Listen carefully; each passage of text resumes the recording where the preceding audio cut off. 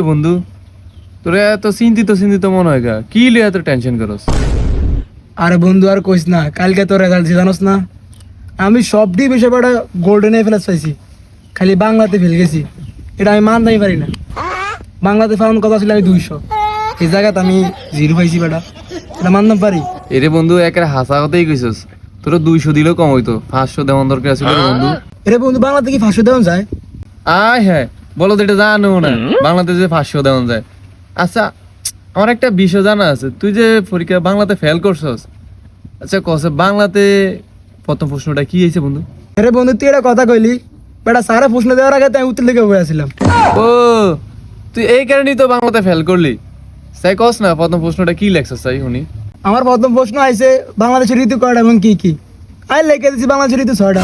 রে বন্ধু তাহলে তো ঠিকই আছে 6টা।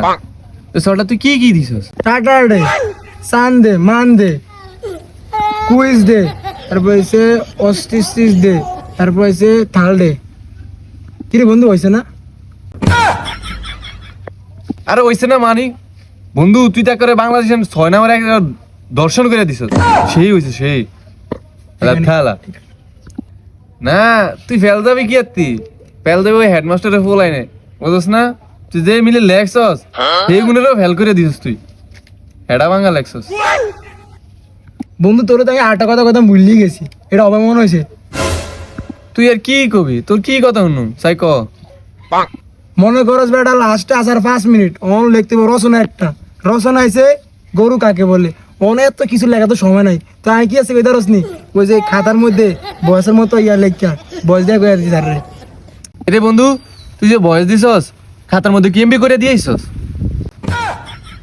আরে বন্ধু আর একটু মনে আসলে না রে, এমবি হইতাম বললা। হায় হায় রা।